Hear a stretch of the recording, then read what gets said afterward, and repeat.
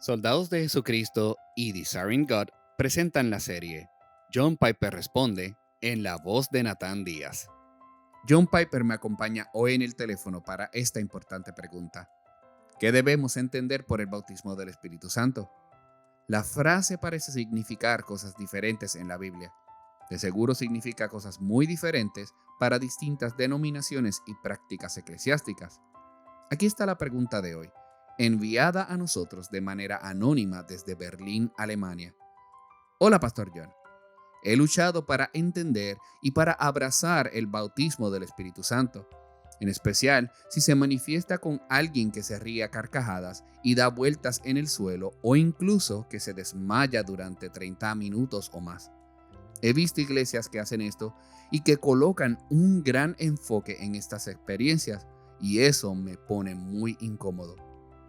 ¿Puede explicar qué quiere decir la Biblia con el bautismo del Espíritu Santo con respecto a estas dos cosas?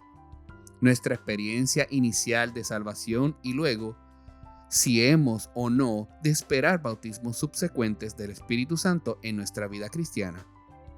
El pentecostalismo usualmente se define como un movimiento en el cristianismo que piensa que el bautismo del Espíritu Santo es una segunda experiencia, normalmente después de la conversión, marcada por hablar en lenguas. Ese es el estereotipo, al menos, de lo que significa el pentecostalismo. Esa, en realidad, es una simplificación excesiva. Recién terminé un libro de Alan Heaton Anderson titulado Hasta lo último de la tierra, el pentecostalismo y la transformación del cristianismo mundial. Él muestra que existen entendimientos mucho más diversos del Espíritu Santo y de su trabajo entre el pentecostalismo global de lo que pensábamos. Lo común entre muchas ramas del pentecostalismo no es una única visión del bautismo en el Espíritu, sino un fuerte énfasis en la naturaleza experiencial del Espíritu en la vida del creyente. Creo que este énfasis en la naturaleza experiencial del Espíritu es precisamente la razón por la que el movimiento ha sido tan dinámico y efectivo en el mundo entero. Las personas de todos lados están hambrientos de realidad experiencial, no solo de hechos doctrinales ni históricos que deben ser afirmados con la mente. Esa es la manera estereotípica de pensar sobre el cristianismo occidental. Tenemos una lista de doctrinas, tenemos una lista de comportamientos. Creemos las doctrinas, actuamos los comportamientos e inferimos que le pertenecemos a Dios y que algo sobrenatural está sucediendo, pero nadie experimenta nada. Por eso el pentecostalismo tiene el éxito que tiene, porque están en lo correcto en este punto. Están en lo correcto al decir que tener al Espíritu Santo es tener una realidad que uno experimenta.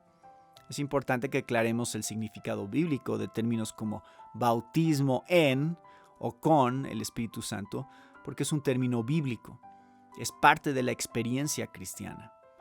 Lo que voy a sugerir es que la manera en la que Pablo utiliza la frase en 1 Corintios 12:13 no es la misma que la manera en la que Lucas la utiliza, o Jesús como lo reporta Lucas en Hechos 1:5. Esa es mi premisa básica y evitaríamos mucha confusión si las personas la entendieran. Puedes revisarla por ti mismo. Esto quiere decir que cuando preguntamos qué significa la frase bautismo en o bautismo con el Espíritu Santo, tenemos que preguntar, ¿estás hablando del uso que le da Pablo o del uso que le da Lucas cuando cita a Jesús? No son contradictorias. No estoy argumentando que existe un conflicto. Estoy diciendo que utilizan las mismas palabras en dos maneras diferentes. Utilizan la misma frase de dos maneras distintas. Permíteme aclarar cada una. En 1 Corintios 12 al 13, Pablo dice, porque así como el cuerpo es uno y tiene muchos miembros, pero todos los miembros del cuerpo, aunque son muchos, constituyen un solo cuerpo, así también es Cristo. Pues por un mismo espíritu todos fuimos bautizados en un solo cuerpo, y a judíos o griegos, y a esclavos o libres. A todos se nos dio a beber del mismo espíritu. Ahora, creo que casi todos estamos de acuerdo en que el entendimiento de Pablo aquí del bautismo del Espíritu es el acto por medio del cual el Espíritu nos une a Jesucristo y a su cuerpo, la iglesia. En otras palabras, es la conversión, es volverse cristiano. Eso es lo que significa ser cristianos, ser movidos por el Espíritu Santo de tal manera que somos llevados a la fe y unidos con Jesús. Ahora, no creo que esa es la forma en la que Jesús y Lucas utilizan esta frase similar en Hechos 1, 4 al 5. Aquí Jesús dice, y Lucas lo cita, y reuniéndolos, les mandó que no salieran de Jerusalén, sino que esperaran la promesa del Padre, la cual, les dijo, oyeron de mí porque Juan bautizó con agua, pero ustedes serán bautizados con el Espíritu Santo dentro de pocos días.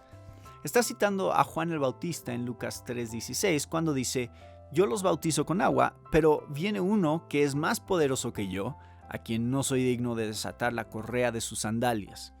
Él, Jesús, los bautizará con el Espíritu Santo y fuego. Ahora, no creo que Jesús quisiera decir que sus discípulos se convertirían de incrédulos a creyentes en este bautismo que debían esperar en Jerusalén. Creo que Lucas ve a los apóstoles como creyentes genuinos vueltos a nacer antes del bautismo prometido. Lucas termina su evangelio con una descripción de los apóstoles antes de la experiencia que debían esperar, llamada el bautismo del Espíritu. Dice en Lucas 24, 52 al 53, ellos, después de adorar a Jesús, regresaron a Jerusalén con gran gozo y estaban siempre en el templo alabando a Dios. Aquí está un grupo de varones adorando a Jesús. Con gran gozo, están experimentando a Dios a través de Jesús en el templo. Estos no son discípulos no regenerados esperando volver a nacer con la llegada del Espíritu Santo. Bueno, ¿qué quiere decir Jesús en Hechos 1:5 y en Lucas 3? Creo que cuando dice que serán bautizados por el Espíritu Santo, quiere decir que recibirán poder extraordinario para un ministerio que exalta a Cristo. Es lo primero que pienso que significa. Recibirán poder extraordinario para un ministerio que exalta a Cristo. Ahora, esa experiencia puede venir en una experiencia inusual y decisiva después de la conversión, un día, una semana, un año o un minuto, seguido de subsecuentes derramamientos o llenuras o bautismos del Espíritu periódicamente durante la vida. O esa experiencia puede venir en el momento mismo de la conversión, seguido de subsecuentes experiencias durante toda la vida del poder del Espíritu Santo. Puede venir de varias maneras y llenuras y bendiciones durante una vida entera que pueden ser impredecibles y variadas. Creo que sería un error limitar el bautismo en, o por, o con el Espíritu Santo a un segundo evento después de la conversión. Aunque pudieras experimentar uno, eso no significa que es la manera normativa en que este bautismo debe ser entendido. Creo que el tipo de llenura y poder que recibimos en esas experiencias se necesitan una y otra y otra y otra vez en la vida cristiana. No son las mismas consistentemente en cada temporada de la vida cristiana. Es correcto, creo yo, pedir un nuevo bautismo. Ese es el lenguaje de los puritanos. Ese es el lenguaje de Martin Lloyd Jones. Ese es mi lenguaje una y otra vez cuando me acerco al púlpito y busco predicar. Digo, oh Dios, necesito un nuevo bautismo, necesito una nueva unción, necesito una nueva llenura, necesito un nuevo derramamiento del Espíritu Santo. Creo que el lenguaje es diverso en el libro de los Hechos para este tipo de cosas que no son continuas. Tenemos a Pablo en Chipre y está por hablar. Él dice ser lleno del Espíritu Santo y luego él tiene un poder extraordinario para lidiar con este mago en esa isla. Hechos 13, 8 al 12. Eso es precisamente a lo que pienso que Jesús se refería. Quiero que conozcan experiencia al salir a evangelizar al mundo. Permítame dar 4 rápidas razones por las que pienso que Lucas y Jesús utilizaron el término de esa manera. En primer lugar, Lucas describe el primer bautismo del Espíritu como ser lleno. Él utiliza el lenguaje de llenura en Hechos 2:4. Él dice, esperen este bautismo. Ver Hechos 1:4 al 5. Y luego, cuando lo describe en el 2:4, dice, fueron llenos del Espíritu Santo. Para él, estas eran realidades que se traslapaban, llenura y bautismo. Luego, durante el libro de los Hechos, el término llenos del Espíritu Santo es una experiencia recurrente en la vida del creyente, no una experiencia única. En segundo lugar, Lucas dice que ser bautizado con el Espíritu es el cumplimiento de la promesa de Joel 2. esperen la promesa. Entonces, la promesa de Joel se cumple y se explica a partir de Hechos 2:16. La promesa de Joel 2 no es la promesa del nuevo pacto del nuevo nacimiento. Es la promesa del pacto de poder profético. Hablarán con poder extraordinario. En tercer lugar, Lucas describe ser bautizado con el Espíritu como recibir poder para ser testigos. Hechos 1:8. Él dice, cuando reciban al Espíritu Santo, tendrán poder para ser mis testigos hasta lo último de la tierra.